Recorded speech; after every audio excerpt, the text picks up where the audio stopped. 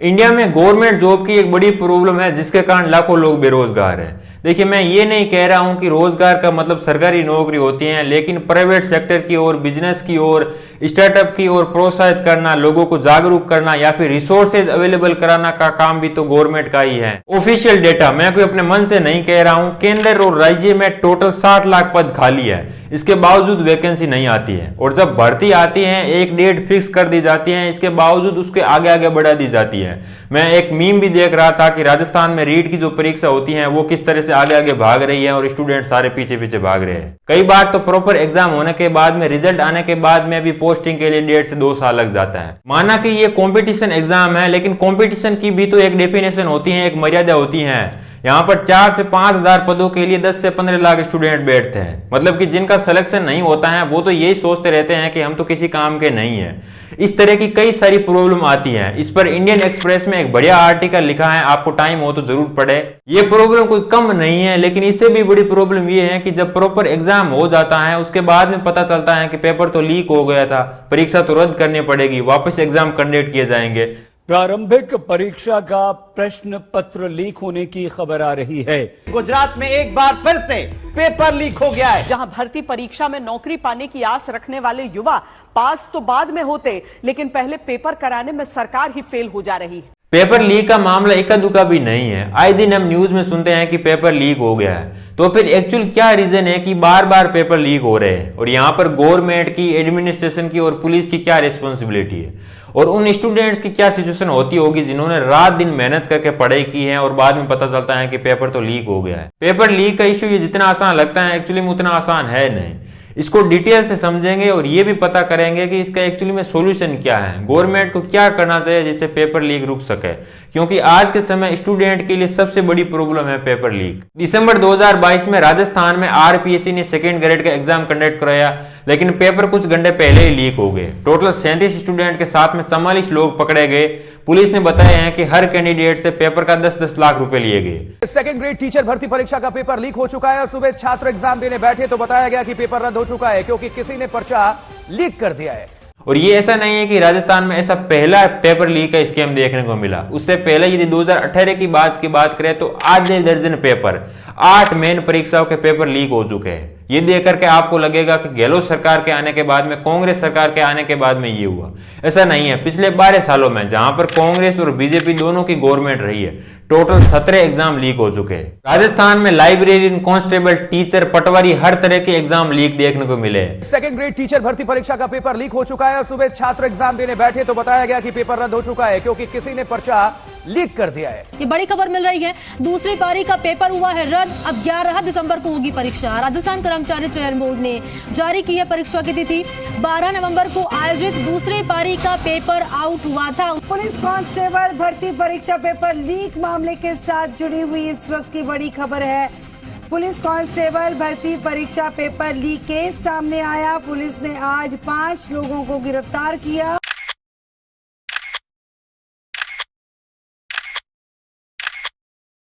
और ये केवल राजस्थान की बात नहीं है या फिर केवल रीट या आरपीसी की बात नहीं है। राजस्थान के बाहर यदि दूसरे स्टेट की बात करें तो उत्तर प्रदेश हो, महाराष्ट्र हो, मध्य प्रदेश हो, गुजरात हो, हरियाणा हो, उत्तराखंड हो, यहाँ पर भी हमें पेपर लीक देखने को मिले हैं। मेडिकल में दाखिले के लिए रविवार को आयोजित की गई नीट परीक्षा का पेपर जयपुर में परीक्षा शुरू होने के आधे घंटे बाद ही लीक हो गया था। यूपी टीईटी की परीक्षा रद्द हो गई है। बड़ी जानकारी है, पेपर लीक होने की वजह से रद्द हुई परीक्षा।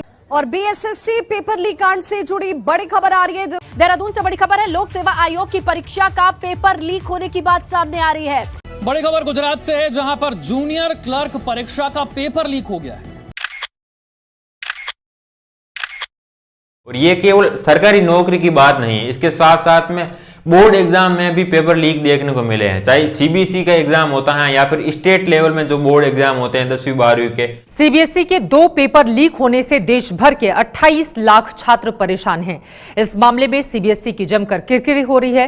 बिहार के छपरा में आज प्रश्न पत्र लीक हुआ है। जी हाँ, पेपर लीक हो गया। उत्तर प्रदेश में 12वीं परीक्षा में अंग्रेजी का पेपर जो है वो लीक होने की वजह से 24 जिलों में इंग्लिश का एग्जाम रद्द कर दिया गया है। इसके अलावा जो कॉलेज में एग्जाम हुए हैं उनमें भी बखूबी पेपर लीक हुए हैं। जो लोग पेपर लीक करते हैं उनकी एक गैंग होती है और मीडिया में एक शब्द भी दिया गया है पेपर माफिया का। जब भी गवर्नमेंट ये अनाउंस करती है वैकेंसी की तो स्टूडेंट से भी ज्यादा ये लोग खुश होते हैं, क्योंकि ये वहीं से ढंग का पैसा छापते हैं। ये क्या करते हैं कि अंदर के लोगों से पेपर लीक करवाते हैं 50-60 लाख में, और उसके बाद में आगे 10-15 स्टूडेंट को 10-10 लाख में बेच देते हैं। तो इनके लिए आप सोच सकते हो कि मजदूरी का कितना बड़ा एक जरिया बन चुका है। हालत ये हो चुकी है कि पेपर जितना बड़ा है पैसे भी उतने ही ज्यादा। कांस्टेबल, पटवारी, इन सब की बात करें तो 5-6 लाख में मिल जाता है। इसके आगे यदि SI, टीचर वगैरह की बात करें तो 10 से 15 लाख में मिलता है, और यदि सिविल सर्विस की बात करें तो यहाँ पर 35 से 40 लाख तक पेपर मिलता है। तो मतलब ये सिचुएशन हो चुकी है। आजकल वो ट्रेंड बदल गया है जहां पर पढ़ करके मेहनत से परीक्षा पास किया जाता है। यहाँ पर ये है कि जितना ज्यादा पैसा उतना ज्यादा बड़ा पेपर लीक होना और बार बार पेपर लीक होना, इससे एक चीज साफ साफ दिखती है कि गवर्नमेंट यहाँ पर पूरी तरीके से फेल है एक सुरक्षित एग्जाम कंडक्ट कराने में। और दूसरी बात यह है कि स्टूडेंट का जो बिलीफ है सिस्टम के प्रति, स्टेट के प्रति, वो कम होता है। आपको क्या लगता है कि हमारा जो कॉन्स्टिट्यूशन है या फिर डेमोक्रेसी है वो एकदम ही परफेक्ट है? ऐसा नहीं है। इसके बावजूद भी वो विश्वास कायम है, क्योंकि स्टेट और जनता के बीच में जो बॉन्डिंग है, जो कनेक्शन है, वो है। कई बार आप देखते होंगे कि कई लोग या फिर स्टूडेंट बड़े लेवल पर आंदोलन करते हैं, वॉयलेंस करते हैं, सरकारी संपत्ति को नुकसान पहुंचाते हैं। इसका मतलब ये नहीं है कि वो कोई देशद्रोही है, इसका मतलब ये है कि उनका बिलीफ कम हो चुका है स्टेट के प्रति। तो स्टेट का यह पहला कर्तव्य बनता है कि वो नागरिकों के अंदर वो बिलीफ बनाए, और वो तभी हो पाएगा जब इस तरह की घटनाएं हमें बार बार देखने को नहीं मिलेगी। पेपर लीक की ये जो घटनाएं हैं ये बार बार रिपीट में होती रहती है। एक बार जब पेपर लीक हो जाता है तो मिनिस्टर, चीफ मिनिस्टर बिल से बाहर आते हैं, ट्वीट करते हैं, प्रेस कॉन्फ्रेंस करते हैं कि पेपर लीक नहीं होना चाहिए, गलत हुआ है, छात्रों के साथ में हम इनजस्टिस नहीं होने देंगे, पुलिस कार्रवाई कर रही है, नए कानून बनेंगे। इस तरह की मोरलता की बात होती है, लेकिन 6-7 महीने बाद में यही होता है। कई बार तो मैं ये सोच करके बहुत हैरान हो जाता हूं कि इनके पास में इतना कॉन्फिडेंस आता कहां से है। पहले पेपर की डेट फिक्स की जाती है, पेपर हो जाता है, उसके बाद में पेपर लीक होता है, परीक्षा रद्द की जाती है, वापस कंडक्ट कराए जाते हैं, और यही सर्किल बार बार घूमता रहता है। पेपर लीक से लाखों स्टूडेंट्स प्रभावित होते हैं, और ये केवल एक चर्चा का विषय नहीं है, ये उन लाखों स्टूडेंट्स के जीवन और मौत का सवाल है। आप हर एक उस एस्पिरेंट की लाइफ को देखोगे तो पता चलेगा कि प्रॉब्लम कितनी बड़ी है। एक नॉर्मल सरकारी नौकरी लेने के लिए कम से कम 3 से 4 साल देना पड़ेगा, और इसके लिए आपको घर से बाहर शहर जाकर के पढ़ना होता है, और वहां पर कोचिंग के फीस लाखों में होती है। एवरेज यदि टोटल महीने के खर्चे की बात करें तो 10 से 15 हजार लग जाते हैं। मैं यहाँ पर यूपीसी, दिल्ली वगैरह की बात नहीं कर रहा हूँ, नॉर्मल शहरों में और नॉर्मल जॉब के लिए। और अधिकांश एस्पिरेंट की ऐसा भी नहीं है कि लाइफ बहुत अच्छी हो, उनकी फाइनेंशियल सिचुएशन बहुत खराब होती है, मिडिल क्लास से या फिर गरीब होते हैं वो। इसके बावजूद भी वो उधार लेकर के, लोन लेकर के किसी प्रकार से पढ़ते हैं। देखिए, 2 चीजें होती हैं। एग्जाम एक जेन्युइन तरीके से हुआ है, बिना किसी चीटिंग के, बिना किसी पेपर लीक के, बिना किसी स्कैम के, तो वहां पर एक जेन्युइन रीजन आ जाता है, एक खुद को सेटिस्फाइड हो जाता है कि हाँ, मुझसे भी कई बेहतर थे। इसका मतलब ये नहीं है कि आप बेकार हैं या फिर आप में टैलेंट नहीं है, लेकिन वहां पर एक जेन्युइन रीजन आ जाता है। लेकिन जब पेपर में घपला हुआ है, स्कैम हुआ है, पेपर लीक हुआ है, चीटिंग हुआ है, तो वहां पर सेटिस्फाइड हो ही नहीं सकते हो। तो वहां पर उस पर्टिकुलर एस्पिरेंट की साइकोलॉजिकल और मेंटल सिचुएशन बहुत खराब हो जाती है, उसके लिए और टाइम देना पढ़ाई के लिए मुश्किल हो जाता है, और वहां पर वो डिप्रेशन में आ जाता है और सुसाइडल थॉट भी आने लग जाते हैं। जब कोई स्टूडेंट एक गवर्नमेंट जॉब के लिए इतना टाइम देता है, इतना पैसा खर्च करता है, जेन्युइन तरीके से पढ़ाई करता है, खूब मेहनत करता है, और इसके बाद में इस तरह की घटनाएं देखने को मिलती हैं, तो वो पूरी तरीके से साइकोलॉजिकल और मेंटली टूट जाता है और किसी भी हद तक जा सकता है। जब भी पेपर लीक होता है तो उस पर्टिकुलर स्टेट की गवर्नमेंट पर कई सारे आरोप लगते हैं, और वो सवालों के घेरे में आ जाती है। और राजस्थान गवर्नमेंट की बात करें तो ये तो सवालों के घेरे में ही रहती है। अपोजिशन और कई लोग आरोप लगते हैं कि सरकार का भी कहीं न कहीं हाथ था। देखिए, पर्सनली मैं बिना किसी प्रूफ के बात करने से बचूंगा, लेकिन एक बात बता दूं कि चाहे पेपर माफिया का पॉलिटिकल कनेक्शन हो या फिर ना हो, लेकिन सरकार किसी भी हाल में ऐसे मामले को दबाना जरूर चाहेगी, क्योंकि उसकी बदनामी न केवल उस पर्टिकुलर स्टेट तक सीमित है, बल्कि देश भर में बदनामी होगी, आरोप लगेगी, और ये सवाल खड़ा होगा कि ये किस तरह की सरकार है जो कि एक सुरक्षित परीक्षा भी नहीं करवा सकती है। जब मामला बहुत हाईलाइट हो जाता है, नेशनल मीडिया तक चला जाता है, तब गवर्नमेंट आती है और एक्सेप्ट करती है और कई सारे बातें बोलती है। उससे पहले तक तो ये लोग नकारते ही रहते हैं। और एक बात ये है कि गवर्नमेंट हमेशा सीबीआई जांच के अगेंस्ट होते हैं।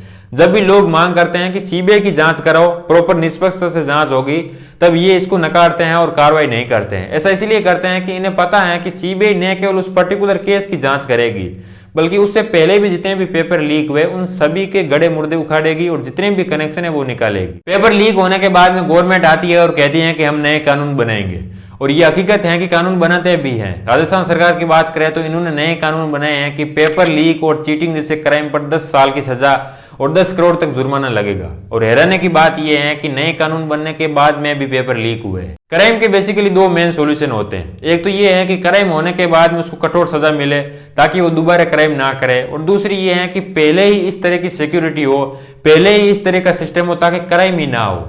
और जब बार बार क्राइम हो रहा, जब बार बार पेपर लीक हो रहा है, इसका मतलब ये है कि कहीं ना कहीं कमी सिस्टम में है। तो सिस्टम की जो खामियां हैं उसको ठीक करने की जरूरत है। आपको यह जानकर काफी हैरानी होगी कि यूपीएससी का अब तक एक बार भी पेपर लीक नहीं हुआ है, और इंटरनेट पर काफी ये ट्रेंड भी चल रहा था। कई लोग चैलेंज भी कर रहे थे इनफैक्ट कि पेपर मार्च में ज्यादा दम है तो यूपीएससी का पेपर लीक करके दिखाओ, या फिर यूपीएससी का तो पेपर कभी लीक ही नहीं हो सकता, ये तो इम्पॉसिबल है। तो ये जानकर मैं भी काफी हैरान हुआ है कि एक्चुअली ऐसा क्या रीजन है कि यूपीएससी का पेपर लीक नहीं हो रहा है, जबकि बाकी जो स्टेट लेवल के एग्जाम है, चाहे बीपीएससी की हो, यूपी में हो या फिर बिहार में हो, ये तो सभी के सभी लीक हुए हैं। और बीएसएससी पेपर लीक कांड से जुड़ी बड़ी खबर आ रही है। यूके SSC पेपर लीक से जुड़ी ये बड़ी खबर है। 28वीं गिरफ्तार इस पूरे मामले पे हो गई है। कल जो यूपी पीसीएस की परीक्षा हुई थी उसे अब रद्द कर दिया गया। का परीक्षा पेपर लीक हो गया था, व्हाट्सएप पर सर्कुलेट किया जा रहा था और ये बताया गया कि 5 लाख में यूपी पीसीएस परीक्षा का ये पत्र लीक किया गया।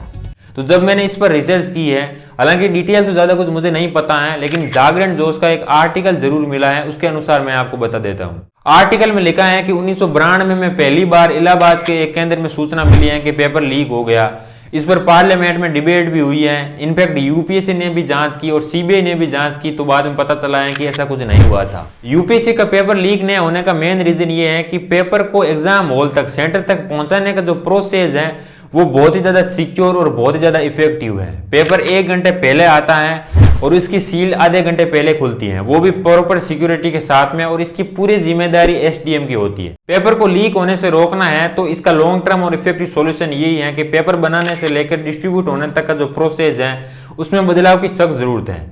एजुकेशन सिस्टम वही अंग्रेजों का 200 साल पुराना घिसा पिटा हम अपना रहे हैं। ना तो हम इस एजुकेशन सिस्टम को बदल रहे हैं और ना ही इस प्रोसेस को। कई लोग पेपर लीक होने से बचने के लिए ऑनलाइन एग्जाम का भी सॉल्यूशन देते हैं, लेकिन अभी के लिए ये रिलेटेबल नहीं है। फ्यूचर में डेफिनेटली ऐसा होगा और होना भी चाहिए। अभी के लिए प्रॉब्लम ये आ रही है कि स्टूडेंट भी इतने कंप्यूटर फ्रेंडली नहीं है, और छोटे क्वेश्चन तो ठीक है लेकिन बड़े क्वेश्चन लिखना, राइटिंग करना वो और भी ज्यादा मुश्किल है, और इसमें भी और कई टेक्निकल प्रॉब्लम आ रही है, इतने रिसोर्सेज भी नहीं है। तो हाल फिलहाल के अनुसार ये एक अच्छा आइडिया नहीं है। ऑनलाइन एग्जाम तो नहीं, लेकिन टेक्नोलॉजी की मदद से हम डेफिनेटली पेपर लीक होने से बचा सकते हैं। टेक्नोलॉजी से पेपर बनने से लेकर डिस्ट्रीब्यूट होने तक के जो प्रोसेस है उसको हम और ज्यादा सिक्योर बना सकते हैं। इस पूरे प्रोसेस में जितने ज्यादा अधिक लोग इन्वॉल्व होते हैं, पेपर लीक होने के चांसेस उतने ही अधिक होते हैं। पेपर बनने से लेकर सेंटर तक आने के बीच के प्रोसेस को हम समझ लेते हैं, ताकि हमें अपने आप पता चल जाएगा कि इसमें कहां कहां कमियां हैं। पेपर बनने के प्रोसेस में सबसे पहले रोल आता है सब्जेक्ट मैटर एक्सपर्ट का, जो कि बहुत सारे क्वेश्चन तैयार करते हैं। इस तरह से क्वेश्चनों का पूरा एक बैंक बन जाता है। और उसके बाद में रोल आता है पेपर सेटर का, जो कि उन क्वेश्चनों में से कई तरह क्वेश्चन पेपर बनाते हैं, 2-4 क्वेश्चन पेपर या उससे भी ज्यादा बनाते हैं। और उसके बाद में रोल आता है मॉडरेटर का, जो कि एक फाइनल पेपर तैयार करता है कि यही होगा। कई बार इन पर भी आरोप लगते हैं कि जो ये पेपर बनाने वाले होते हैं ये भी लीक करते हैं, लेकिन यहाँ पर चांसेस बहुत ही कम है। मैं ऐसा नहीं कह रहा हूं कि लीक नहीं हो सकता है, लेकिन चांसेस बहुत ही कम है। यहाँ पर सिक्योरिटी बहुत ही ज्यादा होती है, लेकिन असली खेल होता है इसके बाद में। एक बार जब क्वेश्चन पेपर फाइनल हो जाता है तो उसके बाद में जाता है प्रिंट के लिए, और अमूमन केसेज में यही होता है कि पेपर प्रिंट फर्म से ही लीक हो जाते हैं, वहां के कर्मचारी कर देते हैं। जैसे 2022 के उत्तराखंड का जो यूएसएससी का पेपर हुआ था, उस केस में भी वही हुआ था कि लखनऊ के जो प्रिंट प्रेस थे वहां के एक कर्मचारी ने लीक कर दिया और 3 सेट के 35 लाख रुपए लिए थे। और ऐसा ही कुछ बिहार के हेड कांस्टेबल और हिमाचल प्रदेश के पुलिस कांस्टेबल में हुआ था। और ऐसे ही आपको कई सारे एग्जाम्पल देखने को मिलेंगे जहां पर प्रिंट फर्म से पेपर लीक हुए हैं। इस पूरे प्रोसेस के यदि फाइनल स्टेज में आते हैं तो पेपर आता है सेंटर में, और कई बार सेंटर के जो कर्मचारी टीचर वगैरह होते हैं वो भी पेपर लीक कर देते हैं। और ये जानकर बहुत ही दुख होता है कि प्रिंसिपल भी इनमें शामिल होते हैं। जैसे बिहार में जो बीपीएससी का एग्जाम हुआ था, जिसमें प्रिंसिपल भी उन 4 लोगों में से एक था जिन्होंने पेपर लीक किया था। और ऐसे ही आपको कई तरह के एग्जाम्पल देखने को मिलेंगे जहां पर सेंटर के कर्मचारी, प्रिंसिपल, टीचर, हेडमास्टर ने भी पेपर लीक किए। टेक्नोलॉजी पेपर लीक होने से किस प्रकार से बचाएगी, इसके लिए जो प्रक्रिया है उसको JITQP कहते हैं, just in the time question paper. ये इतनी सिक्योर है कि पेपर लीक होने के चांसेस लगभग नए के बराबर है। इसके लिए एक प्लेटफॉर्म की जरूरत है, वो चाहे सॉफ्टवेयर हो सकता है या फिर वेबसाइट हो सकती है या फिर सर्वर वगैरह। तो वहां पर पेपर टाइमिंग के केवल आधे घंटे या 1 घंटे पहले ही आएगा, तो वहीं पर ही उसको प्रिंट करना होता है, सेंटर के अंदर ही प्रिंट करना होता है, वो भी प्रॉपर एडमिनिस्ट्रेशन की निगरानी के अंदर। तो वहां पर जब इतने कम लोग इन्वॉल्व होंगे, मतलब कि यहाँ पर प्रिंट फर्म की जरूरत नहीं है और पेपर पहले नहीं आएगा। जब पेपर पहले ही नहीं आएगा तो पेपर लीक होने के चांसेस वैसे भी कम रह जाएंगे। तो ये प्रक्रिया जितनी ज्यादा कम रहेगी, जितने कम लोग इन्वॉल्व होंगे, और ये जो JITQP है ये प्रक्रिया वैसी है, तो यहाँ पर पेपर लीक होने के चांसेस लगभग नए के बराबर है। और दूसरा इसका सॉल्यूशन ये है कि एक डिजिटल बॉक्स बना दिया जाता है जिसके अंदर पेपर हो, और वो भी केवल उस स्पेसिफिक पासवर्ड के जरिए खुलेगा। तो ये ऐसे 2 तरीके हैं जो मैंने अपनी रिसर्च से फाइंड आउट किए हैं कि जिसकी मदद से पेपर को लीक होने से बचा सकते हैं। वैसे भी गवर्नमेंट के पास में एक्सपर्ट है, वो टीम बनाए, कमेटी बनाए और प्रॉपर जांच पड़ताल करे, रिसर्च करे कि कहाँ प्रॉब्लम आ रही है और किस प्रकार से इसका समाधान किया जा सकता है। जितना मैंने इस इश्यू को पढ़ा है, समझा है, मेरे सामने एक चीज बहुत ही क्लियरली से आई है कि जब तक इस प्रोसेस में बदलाव नहीं किया जाएगा तब तक कुछ भी नहीं हो सकता है। जिस तरह से हम आए दिन न्यूज में सुनते हैं पेपर लीक के मामले, वैसे भी फ्यूचर में सुनते रहेंगे। मैं यहाँ पर नेगेटिव नहीं हो रहा हूँ, व्यक्ति को आशावादी होना चाहिए, लेकिन वहां पर हम आशावादी नहीं हो सकता है जहां पर क्लियर कट दिख रहा है कि जब तक सॉल्यूशन नहीं होगा तब तक कुछ भी नहीं हो सकता है, और ये एक रियलिटी है।